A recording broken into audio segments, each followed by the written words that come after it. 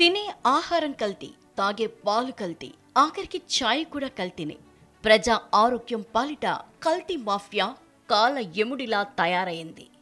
ఈ కల్తీగాళ్ల విషయంలో ప్రజలను ఎప్పటికప్పుడు అప్రమత్తం చేస్తోంది TV9. ఫుడ్ సేఫ్టీపై వరుస కథనాల్ని ప్రసారం చేస్తోంది.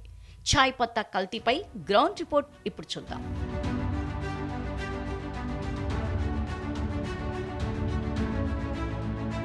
కల్తీకి కాదేది అనర్హం. ఏపీలో ఛాయ్ పత్తాను కూడా కల్తీ చేశారు. టీ పొడి తయారీకి వాడే ఏ ఒక్కటి వాడకుండానే టీ పొడి తయారు చేస్తున్నారు. చూడ్డానికి ఛాయ్ పత్తా అలాగే ఉంటుంది, కానీ దీనిని రకరకాల చెత్తతో తయారు చేస్తున్నారని అధికారులు గుర్తించారు. తూర్పుగోదావరి జిల్లా గోకవరం మండలం రంపఎర్రంపాలెంలో నకిలీ టీ పొడి గుట్టు రట్టయింది. రైస్ మిల్లులో గుట్టు చప్పుడు కాకుండా తయారు చేస్తోంది. 1000 కిలోల కల్తీ ఛాయ్ పత్తాను పోలీసులు సీజ్ చేశారు. టీ పొడి శాంపిల్స్ను టేస్ట్ కోసం ల్యాబ్కి పంపారు ఫుడ్ సేఫ్టీ అధికారులు.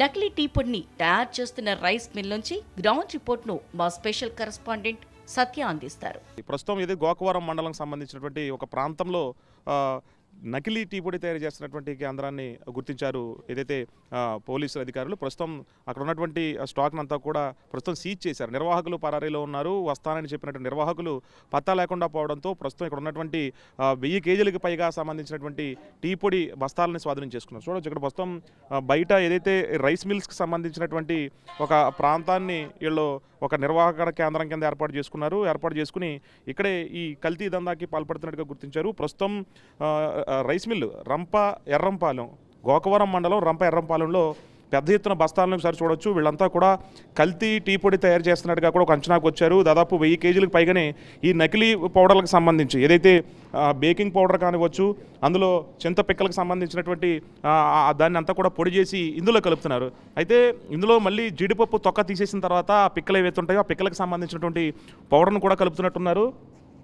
ఇది అసలు టీ పొడి వాసనే కాదు, మట్టి వాసన, అలాగే చెక్క నుంచి సేకరించినటువంటి కొంత పౌడర్ను కూడా ఇందులో విక్రయిస్తున్నటువంటి ఇవన్నీ కూడా బస్తాలు. ఇది ఇతర రాష్ట్రాలకి, కర్ణాటక కానివచ్చు, ఇతర రాష్ట్రాలకి తెలియకుండా ఈ డబ్బాల్లో ఈ రకంగా పెట్టేసి సీజ్ చేసి దీనికి మళ్ళీ లేబుల్ పైన వేస్తారు. అంటే దీన్ని కొంచెం మళ్ళీ ఈ పొడిని, రా పొడిని అంతా కూడా ఆడేసిన పొడిని ఈ రకంగా వేస్తున్నారు. అంటే ఇది టీ పొడి కింద వాడచ్చు, లేదంటే కల్తీ మద్యాన్ని తయారు చేసే విధంగా కూడా దాని కలర్ ఆ రకంగా ఉంటుంది కాబట్టి వాడుతున్నారని తెలుస్తుంది. పూర్తిగా బస్తాలన్నీ కూడా సీజ్ చేశారు. ఇక్కడ ఈ పక్కన చూసుకుంటే కనుక ఇందులో ఈ కల్తీ టీ పొడి అంతా కూడా ఈ ఆడేసి మిషన్ ఏదైతే ఉంటుందో ఇది మొత్తం కూడా ఇక్కడ ఆడేస్తున్నారు. అంటే ఇక్కడి నుంచి ఆడిన తర్వాత బస్తాలో నింపేస్తున్నారు రా పొడి. ఇది ఈ రకమైనటువంటి పొడి కింద ఉంటుంది. బస్తాల్లో నింపినటువంటి పొడంతా కూడా ఈ రకంగా పెద్ద ముక్కల కింద చేసుకున్న తర్వాత ఇది రా మెటీరియల్. ఇందులో అనేక రకాల మిశ్రమాన్ని కలిపేసిన తర్వాత చిన్న పొడి అవుతుంది. తర్వాత ఇక్కడ చూసుకోవచ్చు, ఇది ఆ పొడిని మెత్తగా అవడానికి ఈ మిషనరీ యూజ్ చేస్తున్నారు.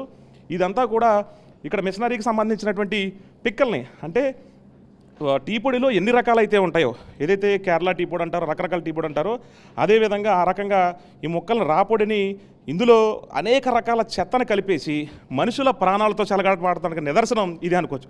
టీ పొడి అయితే ఇంత తుప్పు పట్టేసి, ఇంత మట్టి పట్టేసి ఈ రకంగా టీ పొడి తయారు చేయరు.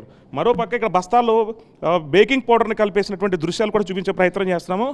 ఇది బస్తాల్లో కలిపిన పొడి, ఆడేసిన పొడిని ఈ రకంగా మట్టి కింద, అసలు టీ పొడి అంటే ఎవరో నమ్మరు దీన్ని, మెత్తగా ఇసుకలాగా ఉన్నటువంటి ఇది టీ పొడి అంటే ఎవరో నమ్మరు. తర్వాత బేకింగ్ పౌడర్ని ఒకసారి దృశ్యాల్లో చూడవచ్చు.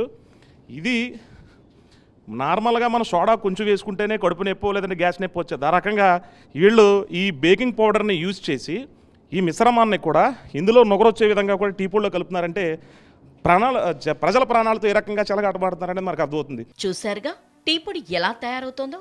ఒడిశాకు చెందిన కూలీల్ని తీసుకొచ్చి బేకింగ్ పౌడర్, చింతపిక్కల పొడి, జీడి గింజలపై ఉండే తొక్కుతో టీ పొడి తయారు చేస్తున్నారు కల్తీగాళ్లు. దీంతో 1000 కిలోల నకిలీ టీ పొడిని సీజ్ చేశారు పోలీసులు, ఫుడ్ సేఫ్టీ అధికారులు.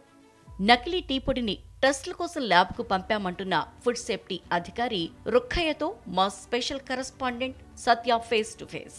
ప్రస్తుతం తూర్పుగోదావరి జిల్లా గోకవరం మండలం రంపఎర్రంపాలెంలో ఒక రైస్ మిల్లులో నకిలీ టీ పౌడర్ని తయారు చేసినటువంటి ముఠాని గుట్టురట్టు చేశారు స్థానికంగా ఉన్నటువంటి ఫుడ్ సేఫ్టీ అధికారులతో పాటు స్థానిక పోలీసులు కూడా. స్థానికంగా ఫుడ్ సేఫ్టీ ఆఫీసర్ ఇక్కడ సీజ్ చేస్తున్న దృశ్యాలు చూడొచ్చు. ఇదే డబ్బాల్లో ఈ వీళ్ళు ఈ కల్తీ టీ పొడిని వీళ్ళంతా గుర్తించారు. ఇందులో బేకింగ్ పౌడర్తో పాటు స్థానికంగా చింతపిక్కలకు సంబంధించిన పౌడర్ కూడా కలుపుతున్నట్లు ఒక అనుమానం అయితే వ్యక్తం చేస్తున్నారు. దీన్ని ల్యాబ్ కూడా పంపించినట్లు చెప్తారు. స్థానికంగా ఫుడ్ సేఫ్టీ ఆఫీసర్లు ఇక్కడ ఉన్నారు. ఇదంతా కూడా కేసు నమోదు చేశారు. స్థానికంగా డబ్బాలన్నీ కూడా సీజ్ చేస్తున్నటువంటి దృశ్యాలు చూడొచ్చు. Assistant food control and designated officers east Godavari మొత్తం కూడా స్టాంపులు వేస్తున్నారు. స్థానిక అధికారులు మనతో ఉన్నారు. అంటే ఇది కల్తీ జరుగుతుందంటారు. అసలు టీ పొడిలాగా అనిపించట్లేదు. బేకింగ్ పౌడర్ అక్కడ బస్తాలు ఉన్నాయి కదండి.